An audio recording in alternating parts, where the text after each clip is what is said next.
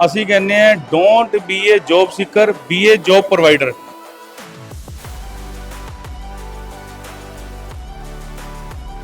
विदेशी कंपनियां ਜਿਹੜੀਆਂ ਹੁਣ ਵੀ ਆ ਰਹੀਆਂ ਉਹਨਾਂ ਨੂੰ ਵੀ ਭਾਰਤ ਛੱਡਣਾ ਪਏਗਾ। जमीन से लेकर आसमान तक जिसकी भी आवश्यकता है भारतवर्ष में स्वयं बनाएंगे, स्वावलंबी होंगे अपने। हम जॉब सीकर नहीं, जॉब प्रोवाइडर बनेंगे।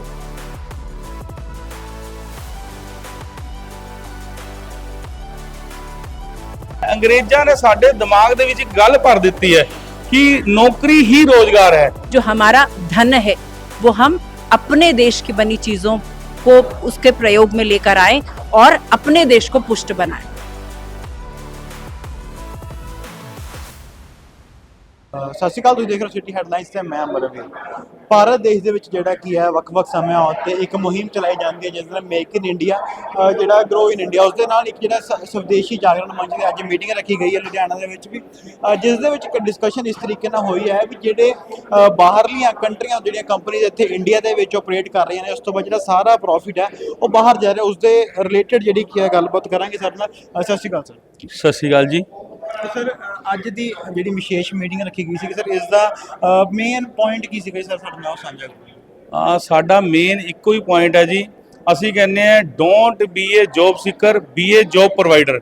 ਤਾਂ ਸਾਡਾ ਜਿਹੜਾ ਯੁਵਾ ਹੈ ਉਹ ਬੇਰੋਜ਼ਗਾਰ ਨਾ ਰਵੇ ਉਹਦੇ ਵਾਸਤੇ, ਕਿਉਂਕਿ ਉਹ ਨੌਕਰੀਆਂ ਵੱਲ ਜਾਂਦਾ ਹੈ। ਅੰਗਰੇਜ਼ਾਂ ਨੇ ਸਾਡੇ ਦਿਮਾਗ ਦੇ ਵਿੱਚ ਗੱਲ ਭਰ ਦਿੱਤੀ ਹੈ ਕਿ ਨੌਕਰੀ ਹੀ ਰੋਜ਼ਗਾਰ ਹੈ।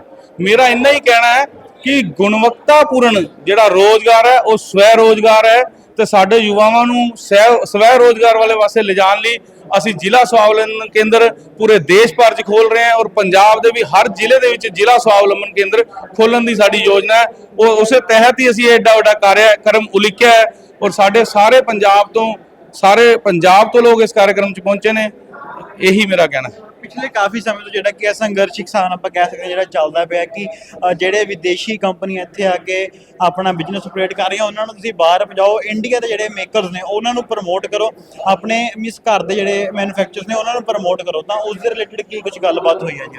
ਅਸੀਂ ਜਿਹੜੀ ਗੱਲ ਤੁਸੀਂ ਬਹੁਤ ਮਹੱਤਵਪੂਰਨ ਕੀਤੀ, ਗਾਂਧੀ ਜੀ ਨੇ ਚਰਖੇ ਤੋਂ ਅੰਗਰੇਜ਼ਾਂ ਨੂੰ ਭਜਾ ਦਿੱਤਾ। ਉਹਦਾ ਕਾਰਨ ਕੀ ਸੀ? ਕਿਉਂਕਿ ਉਸ ਸਮੇਂ ਬਾਹਰਲੀਆਂ ਕੰਪਨੀਆਂ, ਤੁਹਾਨੂੰ ਆਪਾਂ ਸਭ ਨੂੰ ਪਤਾ, ਈਸਟ ਇੰਡੀਆ ਕੰਪਨੀ ਇੱਥੇ ਕੀ ਕਰਨ ਆਈ ਸੀ? ਵਪਾਰ ਕਰਨ ਆਈ ਸੀ। ਕੁਝ ਲੋਕ ਸੀਗੇ ਇੱਥੇ, ਔਰ ਉਹਨਾਂ ਨੇ ਪੈਸਾ ਕਮਾ ਕੇ ਇੰਨੇ ਮਜ਼ਬੂਤ ਹੋ ਗਏ ਕਿ ਕਿੰਨੇ ਸਾਲ ਸਾਡੇ ਦੇਸ਼ ਨੂੰ ਉਹਨਾਂ ਨੇ ਰੋਲਿਆ।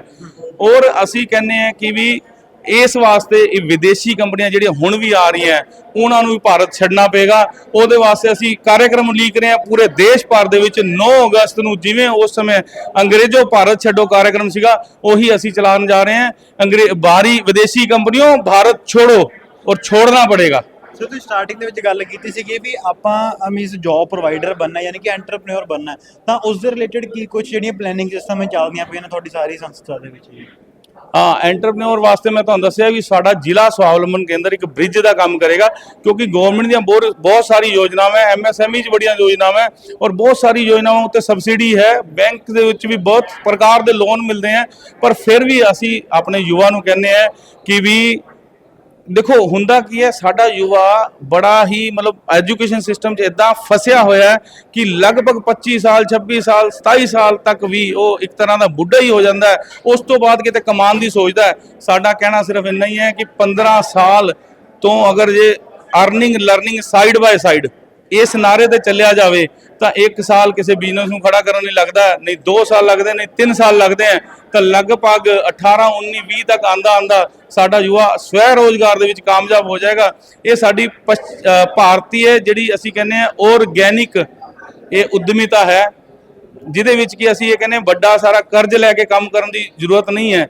ਆਪਣੇ ਥੋੜੇ ਜਿਹੇ ਰਕਮ ਤੋਂ ਹੀ ਕੰਮ ਸਟਾर्ट ਕੀਤਾ ਜਾਏ। ਸਾਡੇ ਬਹੁਤ ਸਾਰੇ ऐसे उद्योगपति हैं, अंदर बैठे राजेंद्र गुप्ता जी हैं, और जिन्होंने देखो रजनी जी हैं, मिसिज बैक्टर, और उन्होंने कुछ किले आटे तो घरों ब्रैड स्टार्ट की। अज क्रीमिका का नाम कितने देशों विदेशों चल रहा है। तो साडा भी यही कहना है कि भी असी बहुत सारे कर्जे के बोझ थले नहीं दबना, और असी छोटी जी अमाउंट तो एंटरप्रेन्योर बनना, और उद्यमिता सारिਆਂ ਦੇ अंदर होंदी है।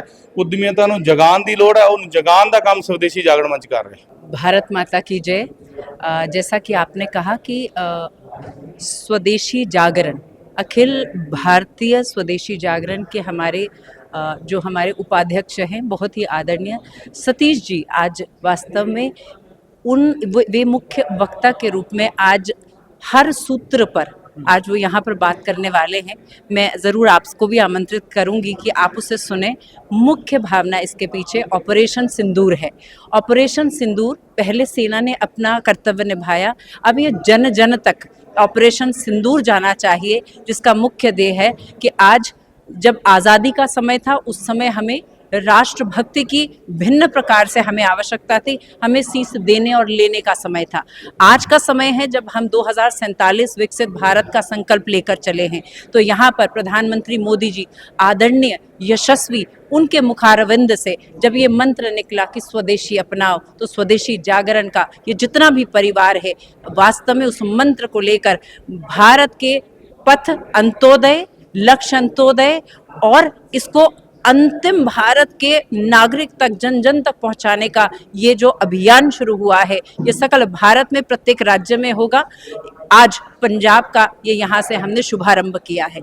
तो इसका प्रयास यही है कि हम जो हमारा धन है वो हम अपने देश की बनी चीज़ों को उसके प्रयोग में लेकर आए और अपने देश को ਪੁਸ਼ਟ ਬਣਾਏ। ਇਹਨਾਂ ਦਾ ਸ਼ੁਰੂ ਤੋਂ ਵੀ ਸੰਘਰਸ਼ ਹੈ ਜੀ ਇਸੇ ਚੀਜ਼ ਨਾਲ ਰਿਹਾ ਕਿ ਜਿਵੇਂ ਆਪਾਂ ਦੇਖਦੇ ਹਾਂ ਬਾਹਰਲੀ ਕੰਟਰੀਜ਼ ਤੋਂ ਕੰਪਨੀਆਂ ਇੱਥੇ ਆਉਂਦੀਆਂ ਨੇ, ਆਪਣੇ ਇਨਵੈਸਟਮੈਂਟ ਕਰਦੇ ਨੇ, ਉਸ ਤੋਂ ਬਾਅਦ ਜੋ ਪ੍ਰੋਫਿਟ ਹੁੰਦਾ ਹੈ ਉਹ ਬਾਹਰਲੀ ਕੰਟਰੀਜ਼ ਦੇ ਵਿੱਚ ਜਾਂਦਾ ਹੈ ਕਿ ਇਸੇ ਕਰਕੇ ਪੀਐਮ ਮੋਦੀ ਜੀ ਨੇ ਵੀ ਕਿਹਾ ਸੀ ਕਿ ਮੇਕ ਇਨ ਇੰਡੀਆ ਅਪਣਾਓ, ਵੀ ਜੋ ਇੱਥੇ ਬਣ ਰਿਹਾ ਉਸ ਨੂੰ ਚੀਜ਼ ਨੂੰ ਪ੍ਰਮੋਟ ਕਰੋ। ਤਾਂ ਉਹਨੂੰ ਕਿਸ ਤਰੀਕੇ ਨਾਲ ਵੇਖਦੇ ਹੋ ਵੀ ਜਾਗਰੂਕਤਾ ਜਿਹੜੀ ਕਿ ਫੈਲਾਈ ਜਾ ਰਹੀ ਹੈ?